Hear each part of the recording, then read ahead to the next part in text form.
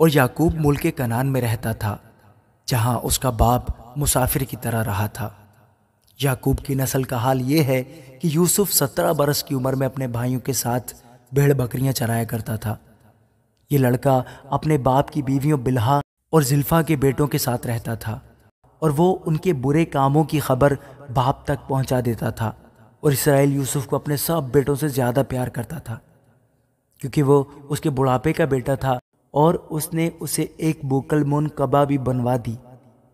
اور اس کے بھائیوں نے دیکھا کہ ان کا باپ اس کے سب بھائیوں سے زیادہ اسی کو پیار کرتا ہے، سو وہ اس سے بغض رکھنے لگے اور ٹھیک طور سے بات بھی نہیں کرتے تھے۔ اور یوسف نے ایک خواب دیکھا جسے اس نے اپنے بھائیوں کو بتایا تو وہ اس سے اور بھی بغض رکھنے لگے، اور اس نے ان سے کہا، ذرا وہ خواب تو سنو جو میں نے دیکھا ہے۔ ہم کھیت میں پولے باندھتے تھے، اور کیا دیکھتا ہوں کہ میرا پولا اٹھا اور سیدھا کھڑا ہو گیا، اور تمہارے پولوں نے میرے پولے کو چاروں طرف سے گھیر لیا اور اسے سجدہ کیا۔ تب اس کے بھائیوں نے اسے کہا کہ کیا تو سچ مچ ہم پر سلطنت کرے گا یا ہم پر تیرا تسلط ہوگا؟ اور انہوں نے اس کے خوابوں اور اس کی باتوں کے سبب سے اس سے اور بھی زیادہ بغض رکھا۔ پھر اس نے دوسرا خواب دیکھا اور اپنے بھائیوں کو بتایا۔ اس نے کہا، دیکھو مجھے ایک اور خواب دکھائی دیا ہے کہ سورج اور چاند اور 11 ستاروں نے مجھے سجدہ کیا۔ اور اس نے اسے اپنے باپ اور بھائیوں دونوں کو بتایا۔ یہ خواب کیا ہے جو تو نے دیکھا ہے؟ کیا میں اور تیری ماں اور تیرے بھائی سچ مچ تیرے آگے زمین پر جھک کر تجھے سجدہ کریں گے؟ اور اس کے بھائیوں کو اس پر حسد ہو گیا، لیکن اس کے باپ نے یہ بات یاد رکھی، اور اس کے بھائی اپنے باپ کی بھیڑ بکریاں چرانے سکم کو گئے۔ تب اسرائیل نے یوسف سے کہا، تیرے بھائی سکم میں بھیڑ بکریوں کو چرا رہے ہوں گے، سو آ میں تجھے ان کے پاس بھیجوں۔ اس نے اسے کہا، میں تیار ہوں۔ تب اس نے کہا، تو جا کر دیکھ تیرے بھائیوں کا اور بھیڑ بکریوں کا کیا حال ہے، اور آ کر مجھے خبر دے۔ سو اس نے اسے حبرون کی وادی سے بھیجا، اور وہ سکم میں آیا، اور ایک شخص نے اسے میدان میں ادھر ادھر آوارہ پھرتے پایا۔ یہ دیکھ کر اس شخص نے اس سے پوچھا کہ تو کیا ڈھونڈتا ہے؟ اس نے کہا، میں اپنے بھائیوں کو ڈھونڈتا ہوں، ذرا مجھے بتا دے کہ وہ بھیڑ بکریوں کو کہاں چرا رہے ہیں۔ اس شخص نے کہا، وہ یہاں سے چلے گئے، کیونکہ میں نے ان کو یہ کہتے سنا کہ چلو ہم 2-3 کو جائیں۔ چنانچہ یوسف اپنے بھائیوں کی تلاش میں چلا اور ان کو 2-3 میں پایا، اور جو ہی انہوں نے اسے دور سے دیکھا تو بیشتر اس سے کہ وہ نزدیک پہنچے اس کے قتل کا منصوبہ باندھا، اور آپس میں کہنے لگے، دیکھو خوابوں کا دیکھنے والا آ رہا ہے، آؤ اب ہم اسے مار ڈالیں اور کسی گھڑے میں ڈال دیں، اور یہ کہہ دیں گے کہ کوئی برا درندہ اسے کھا گیا، پھر دیکھیں گے کہ اس کے خوابوں کا انجام کیا ہوتا ہے۔ تب روبن نے یہ سن کر اسے ان کے ہاتھوں سے بچایا اور کہا، ہم اس کی جان نہ لیں۔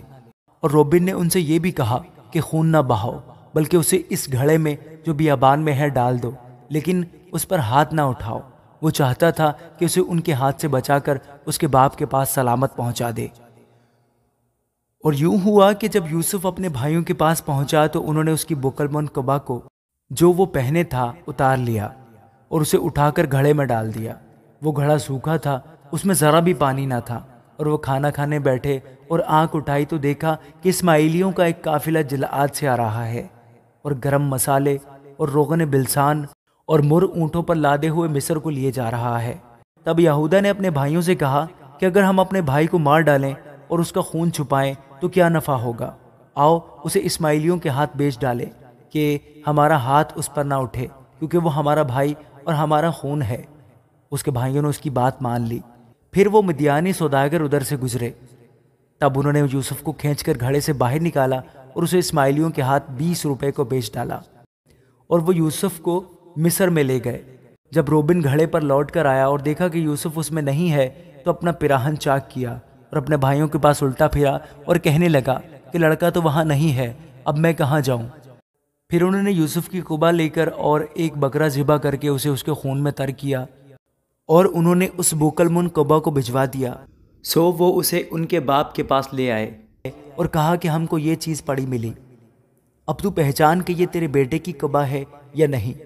اور اس نے اسے پہچان لیا اور کہا کہ یہ تو میرے بیٹے کی قبا ہے، کوئی برا درندہ اسے کھا گیا ہے۔ یوسف بے شک پھاڑا گیا۔ تب یعقوب نے اپنا پیراہن چاک کیا اور ٹاٹ اپنی کمر سے لپیٹا اور بہت دنوں تک اپنے بیٹے کے لیے ماتم کرتا رہا، اور اس کے سب بیٹے بیٹیاں اسے تسلی دینے جاتے تھے، پر اسے تسلی نہ ہوتی تھی، وہ یہی کہتا رہا کہ میں تو ماتم ہی کرتا ہوا قبر میں اپنے بیٹے سے جا ملوں گا۔ سو اس کا باپ اس کے لیے روتا رہا، اور مدیانیوں نے اسے مصر میں پوتیفر کے ہاتھ، جو فرعون کا ایک حاکم اور جلوداروں کا سردار تھا، بیچا۔ آمین۔